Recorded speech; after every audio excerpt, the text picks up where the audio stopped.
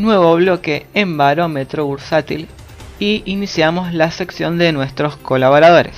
En esta oportunidad iniciamos con Juan Brunel, analista técnico, geopolítico y trader independiente en el sitio coachingtrader.com.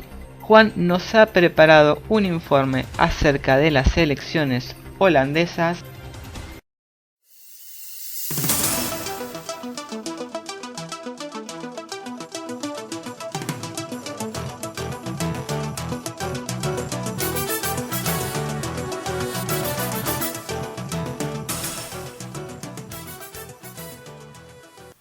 Hola amigos, el pasado 15 de marzo toda Europa contuvo la respiración. Geert Wilders, candidato holandés racista y antieuropeísta, podía gobernar Holanda.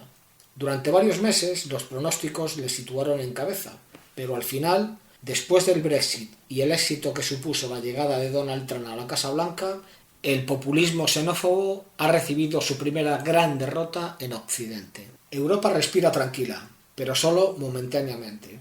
Ha superado un primer escollo, pero todavía nos quedan las elecciones en Francia y Alemania. En un año de elecciones decisivas para el futuro de Europa, Holanda ha puesto freno a la extrema derecha en Europa. El actual primer ministro Mark Rutte, liberal de derechas, y su partido han conseguido 33 escaños, lejos de los 76 que necesitaban para formar gobierno, por lo que tendrá que entenderse con otros 3 o 4 partidos para tratar de formar un ejecutivo que le mantenga en el poder otros 4 años más.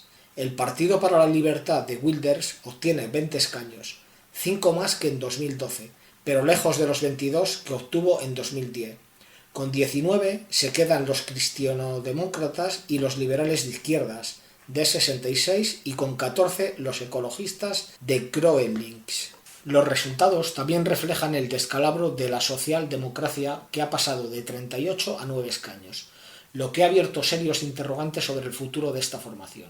Afiliada al bloque socialista europeo y tradicionalmente una de las más fuertes de Holanda, el candidato que presentaron era fresco. Tenía ideas interesantes y gustaba al electorado, pero la herencia recibida de su partido le han pasado factura. Los socialdemócratas pactaron con la derecha, un partido que debería ser su antagonista ideológico. El gobierno de hace 4 años, en plena crisis, firmando numerosas medidas de austeridad y recortes en estos últimos años. La clase trabajadora en la que se apoyaron durante décadas para introducir avances sociales los ven ahora como una élite alejada de los problemas reales de la gente. Con estos resultados, el gobierno nacerá del entendimiento entre 4 o 5 partidos. En primer lugar, los liberales de derecha, que son europeístas con un buen control de las demandas fiscales de Bruselas. Por otro lado, cristianodemócratas, que son contenidos pero sin rechazo a Europa. Los liberales de izquierda son preeuropeos en todo, y ecologistas, que miran a la Unión Europea en términos de paz, seguridad y clima. Estos últimos son los grandes ganadores de la noche. Han pasado de 4 a 14 escaños y tienen, por primera vez, cartas para entrar a formar parte del gobierno. Su líder, el joven y carismático Jesse Klaver, de 30 años, ya ha mostrado su predisposición para llegar a acuerdos.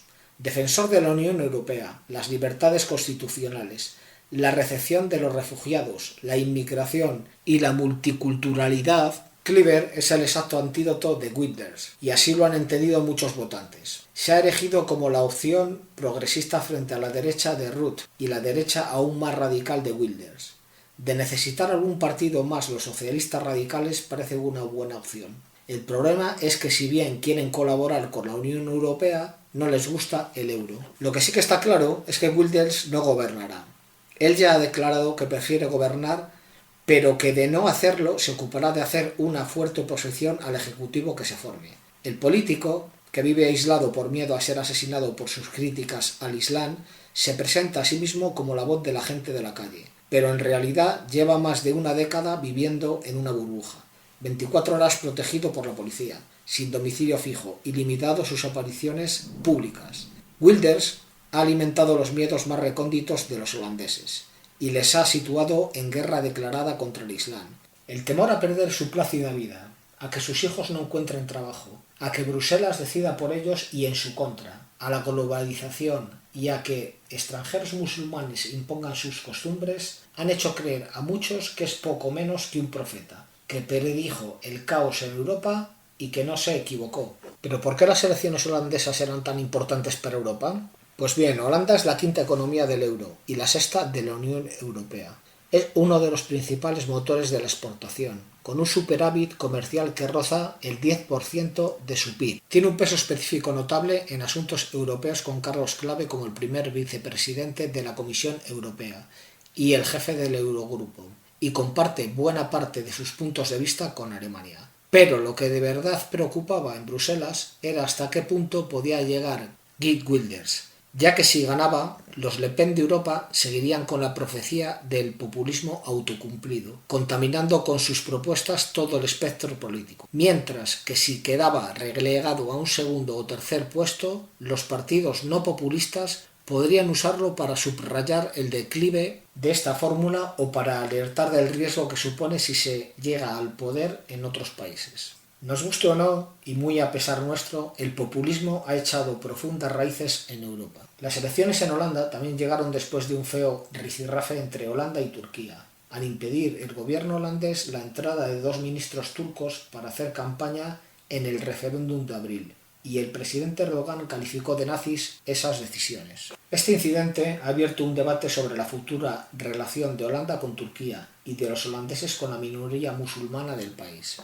Es posible que este mismo debate reaparezca en Francia, en especial si los turcos votan en referéndum un cambio constitucional que modificaría de arriba abajo la democracia parlamentaria turca, convertida en un régimen presidencialista con tics autocráticos. Este asunto será importante en Alemania, donde viven 3 millones de personas de origen turco.